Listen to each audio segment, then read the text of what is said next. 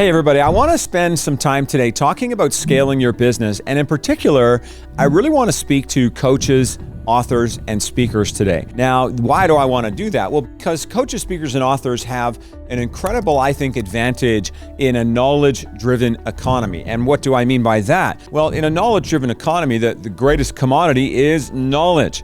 And if you can convince people that the knowledge that you have is unique, that it's going to lead to a breakthrough for somebody else, and that it's going to help them move in the direction that they want to go with their lives, then you will have an endless stream of customers. But here's the thing. Literally, in my career, I have trained and certified over 8,000 coaches in 20 different countries around the world. That's literally what I've been doing for the last 15 years. Now, why am I sharing that? About my experience has taught me anything.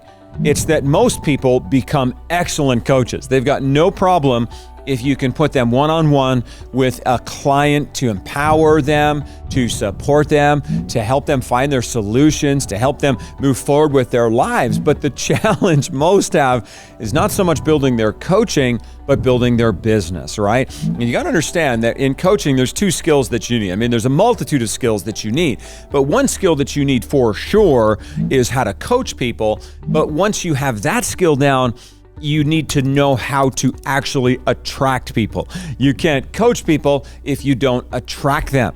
And I'll tell you what, this is really important to understand, because you could be, the greatest coach ever in the room with somebody alone. You can support them, you can empower them, you can get them help in every area that they need. But what if you can't get a client? Well, then all of your giftedness, all of your talent, all of your potential is going to go to waste. Now, hey, I want to share some solutions for you about how you can do that. Along the way, I hope you go to failuretoflourishing.com, where you can download a free e-course that we have that's going to take you even further than I'm going to be able to do in this short video here right now. But let me give you a concept that will help you to scale your business and to attract clients like never before. Here it is. One word: story.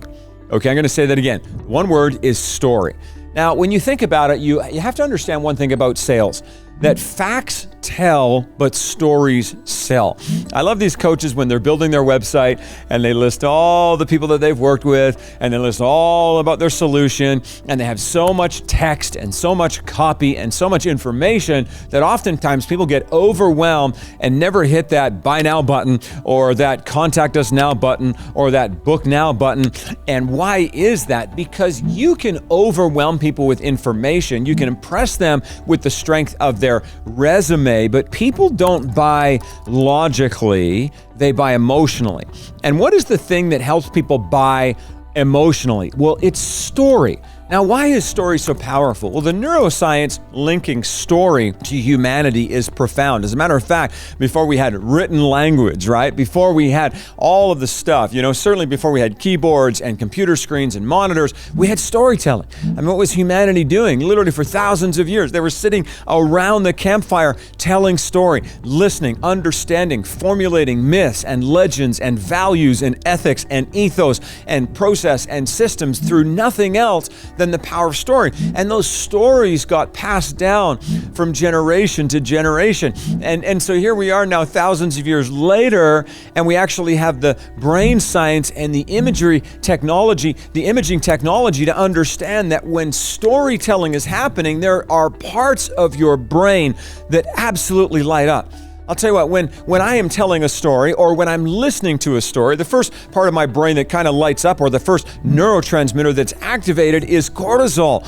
And that's this idea of awareness. That's this idea of attention. So when someone's telling a story, we pay attention. But the second is dopamine. And dopamine is kind of like that pleasure sort of neurotransmitter in our brain. It's a feel-good transmitter. And what that allows us to do is connect to the storyteller in a profound way, because it feels good to listen to story.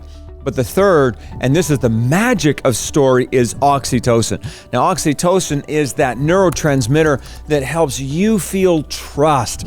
You feel connection. You feel a linkage to the storyteller. And I'll tell you what, if you have cortisol, in other words, people's attention, you have dopamine, in other words, people feel good listening to you, and if you have oxytocin, in other words, trust, I'm telling you what, the very next thing that will happen is people will hit that buy button and they will follow you on a coaching journey, on a speaking journey, on a workshop journey, on a writing journey. So how do you tell a story? Well, a lot of people have never spent really time thinking about storytelling. I mean, storytelling is a profound art. It's a science, but it's also something that we practice inherently all the time. Now, if you're doing storytelling, you always want to begin with what I call the backstory. So what was the context? What was actually happening as we were framing out this person's life, this person's, challenge that they had? And so, we all know this idea of the hero's journey, and there's always a backstory that surrounds that. Now, the backstory is also framed up against a big dream. Okay, so I can share a little bit about my backstory, right, to kind of illustrate. I had a backstory where my father left before I knew him. We spent a lot of time in poverty and in abandonment and in abuse, and that sort of frames out the backstory of Abe Brown. But in the middle of that, even as a child, I had a big dream.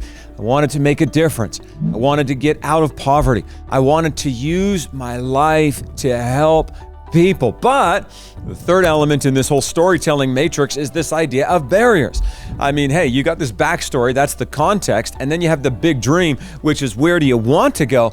But between here and there, I'll tell you what, life is filled with barriers. Life is filled with challenges. Life is filled with difficulty. So in my case, the barriers were ongoing poverty, ongoing abuse, and part of the issues around the unhealthy programming that I received as a result of that. Now, of course, when I'm telling my story, I want to lean into that a little bit. Why? Because it creates points of connection, creates points of empathy.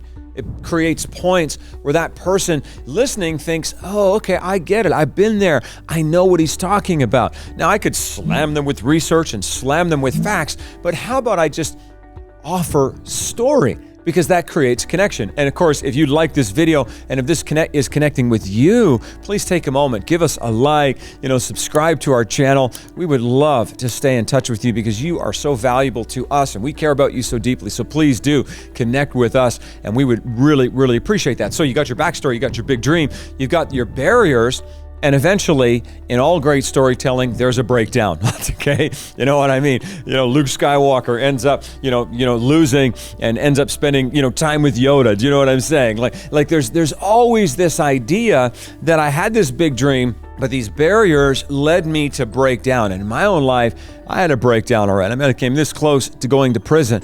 I came this close to my entire life falling off the rails. But in the breakdown comes the breakthrough.